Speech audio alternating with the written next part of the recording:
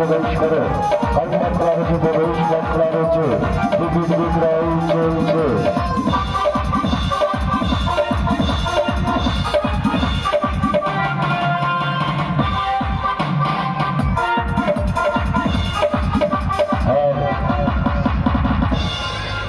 দূর দূরান্ত থেকে আগত মেলা মাঠে সামরিক সকল দর্শক দর্শনার্থী যারা এখনো দূরাঞ্চল করে রয়েছেন আর দূরাঞ্চলে না টিকিট কাউন্টারের মুখে আসেন টিকিট সংগ্রহ করে সারপ্রাইজ প্যানেলে প্রবেশ করে এই মাতার এই মাত্র ঈশ্বরের একটি বিশেষ ঘোষণা সম্মুখে পবিত্র জীবনের আগাম ও নামাজের সমানার্থী বিধায়ক মনিস্কার কাছে